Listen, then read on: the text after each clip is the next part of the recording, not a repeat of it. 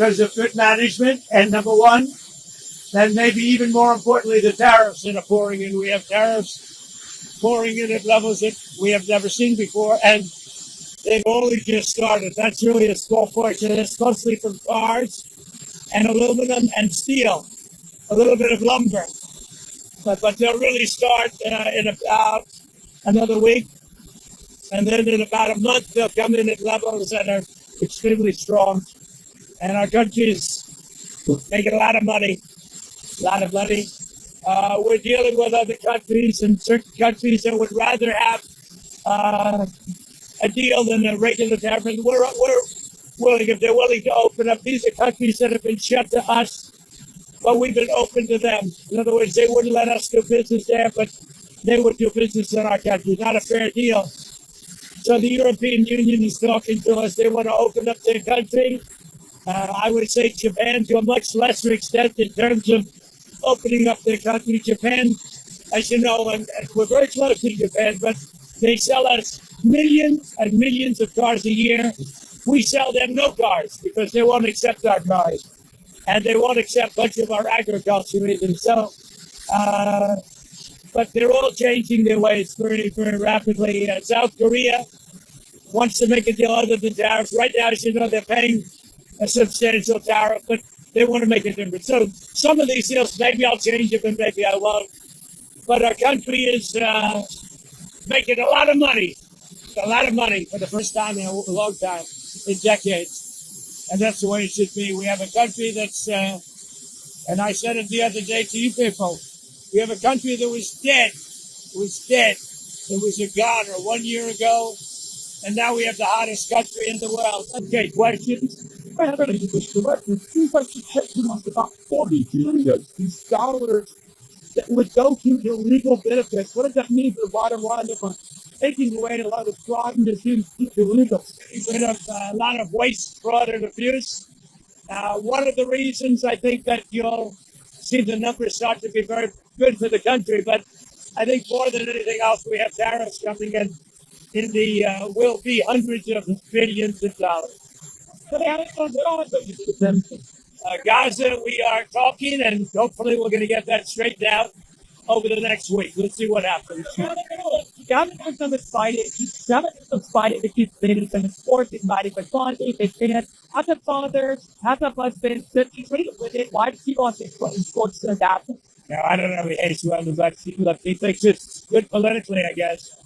He's just saying Gavin Newsom wants to keep men and women's sports. Nobody understands it. Very few. I say it's a 3% issue. You know, they say it's 80-20. It's not 80-20. I think it's 97-3. Yeah. So very good God on. Stephen like the recently, he blamed you for the fact that he's overweight, the press is drunk. What do you say to that? Do you think CBS is going to ever get a chance to buy sideways? I don't know about Rosie. I watch Rosie. Rosie's a mess. She's a mess. But she left our country, which is a good thing, not a bad thing. Well, I'm going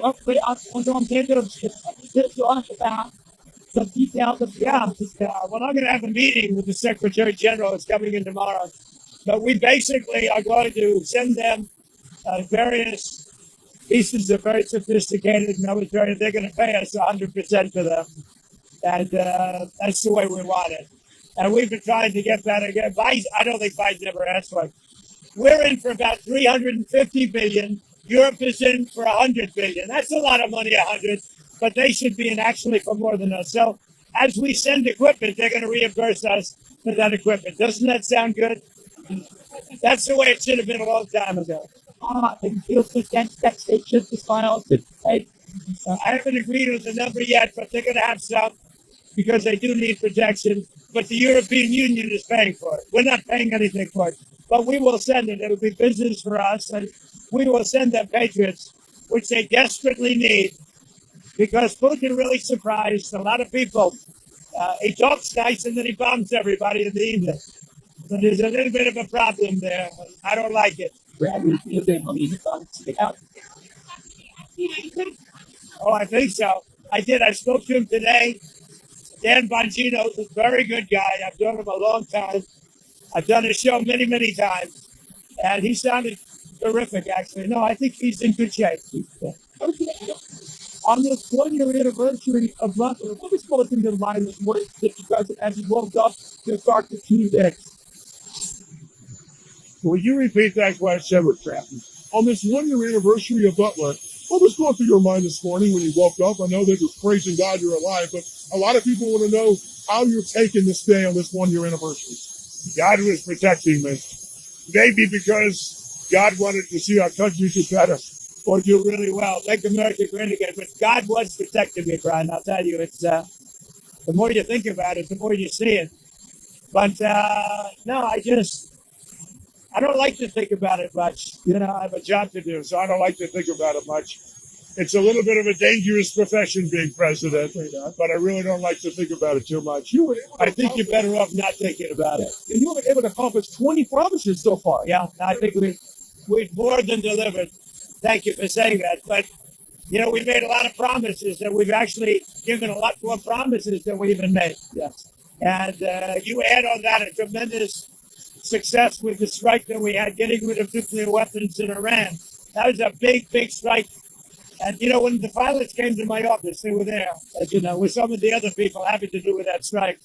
And they said something very interesting. They said, you know, we've been practicing this for 22 years, but no president had the guts to tell us to do it. But this has been on our minds for many, many years, and we did it. And I would say from 0 to 10, with 10 being the best, that attack was a 15.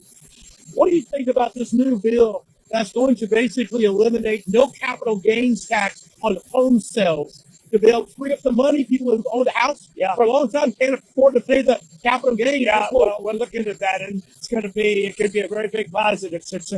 I don't think for you, because you make so much money. It doesn't matter. But I think it's going to be a great incentive for a lot of people that really need money. But between that and Jerome Powell stepping down, that could really boost home sales. Well, I think if Jerome Powell stepped down, it would be a great thing. I don't know that he's going to, but he should. Jerome Powell's been very bad for our country. We should have the lowest interest rate on earth, and we don't. He just refuses to do it, and yet he's spending $2.5 billion rebuilding the Fed, the Federal Reserve building. And I don't know what he knows about building, but you talk about cost overrun. So he got this approved, and he started the work during the Biden administration. And he doesn't look like the kind of a guy, frankly, that wants to spend $2.5 billion. And it's very interesting because out of 71 economists, one person, me, and then one other person, I think from Wharton, got it right, and the others were all wrong in terms of the success of our country this quickly. We have no inflation. We have cash pouring in. It was me and somebody else. And I can tell you, I don't need 5,000 people working for me behind the scenes like Jerome Powell to tell him what he should say once a month, because they got it wrong. The Fed got it wrong. I call him too late. He's always too late. Every point cost us $360 billion. Think of that. And we should be 3 points. That's almost $1 trillion. Approximately $1 trillion left.